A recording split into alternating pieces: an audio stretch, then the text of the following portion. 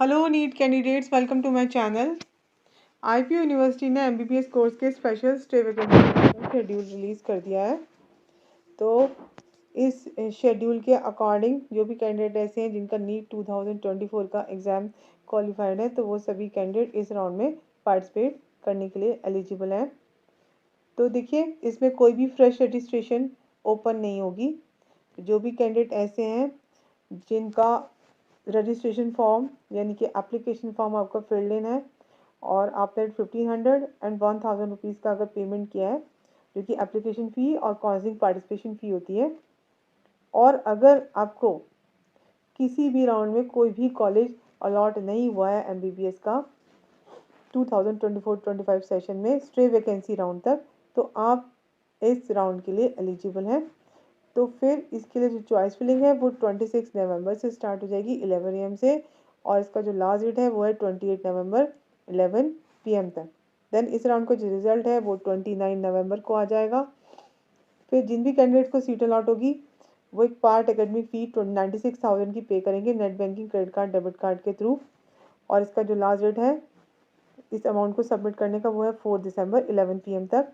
उसके बाद कैंडिडेट्स अपना प्रोविजनल अलॉटमेंट लेटर डाउनलोड कर सकते हैं। इसका भी लास्ट डेट 4 दिसंबर 11:59 PM तक है। फिर इसके बाद ये बताया गया है कि इस राउंड में जिन भी कैंडिडेट को सीट अलॉट होगी उनको मैंडेटरी रिपोर्टिंग करनी है अपने अलॉटेड कॉलेज में, यानी कि आपको मैंडेटरी है कि आपको उस कॉलेज में जाकर फिजिकली रिपोर्ट करना होगा और सारे डॉक्यूमेंट्स आपको लेके जाने होंगे, और कैंडिडेट को ही जाना होगा, कैंडिडेट की जगह कोई और पर्सन जाकर रिपोर्टिंग नहीं कर सकते हैं, ना ही एडमिशन ले सकते हैं। तो सारे डॉक्यूमेंट ले जाने होंगे। इसका पूरा लिस्ट आपको जो एडमिशन ब्रोशर है वहाँ से मिल जाएगा, और जो भी फ़ी होगी बैलेंस वो भी आपको पे करनी होगी। इसके लिए लास्ट डेट दी है 5 दिसंबर। तो 5 दिसंबर तक आप लोग इसमें एडमिशन एंड रिपोर्टिंग का प्रोसेस कंप्लीट करेंगे। विड्रॉल के बारे में बताया, देखिए इसमें लिखा है कि अगर किसी भी कैंडिडेट को इस राउंड से सीट अलॉट होती है तो उसको मैंडेटरीली वो कॉलेज ज्वाइन करना पड़ेगा। अगर कैंडिडेट ऐसे नहीं करते हैं तो फिर उन्हें जो नेक्स्ट ईयर का जो नीट एग्ज़ाम है 2025 का, उससे डीबार कर दिया जाएगा और आपकी जो भी फ़ी है वो भी फॉरफिट कर ली जाएगी।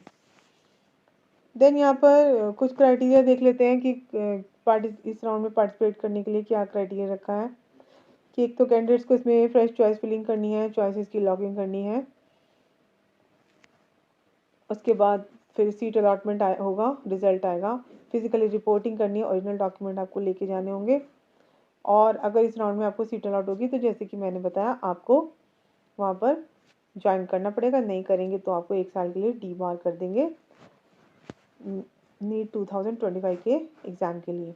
अब कौन कौन से कैंडिडेट इस राउंड के लिए एलिजिबल नहीं हैं, देखिए जो भी ऐसे कैंडिडेट हैं जिन्होंने कोई भी सीट अगर होल्ड की है या ज्वाइन की है तो वो एलिजिबल नहीं है, और ऐसे कैंडिडेट जिनका की एक लिस्ट आई थी एमसीसी ने डाली थी, अगर उस लिस्ट में किसी भी कैंडिडेट का नेम होगा तो वो एलिजिबल नहीं होगा, और ऐसे कैंडिडेट जिनको कि स्टे वैकेंसी राउंड से सीट अलॉट हुई थी बट उन्होंने रिपोर्ट नहीं किया यानी कि एडमिशन नहीं लिया, ज्वाइन नहीं किया, तो वो भी एलिजिबल नहीं है।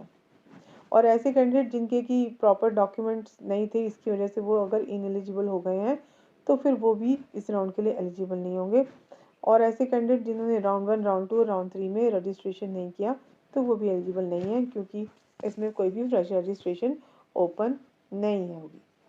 तो जो ऑलरेडी रजिस्टर्ड हैं और जिन्हें अभी तक कोई भी सीट अलॉट नहीं हुई है, खाली वही इसके लिए एलिजिबल हैं इस राउंड के लिए। फिर कुछ जनरल टर्म्स एंड कंडीशन वही सब बताया है कि आपको एडमिशन लेने के लिए जाना है, आपको सारे डॉक्यूमेंट्स पे करने होंगे। जो भी आप 96,000 रुपीज़ का पार्ट एकेडमिक फ़ी पे करेंगे उसका एक रिसिप्ट आपको जनरेट करना ऑनलाइन अपने लॉगिन से, वो भी आपको लेके जाना होगा, और जो भी बैलेंस फ़ी है वो पे करनी होगी, और मैंडेटली आपको रिपोर्ट करना है, अपना अलॉटमेंट लेटर वहाँ शो करना है, और सारे डॉक्यूमेंट्स का वहाँ पे वेरिफिकेशन होगा।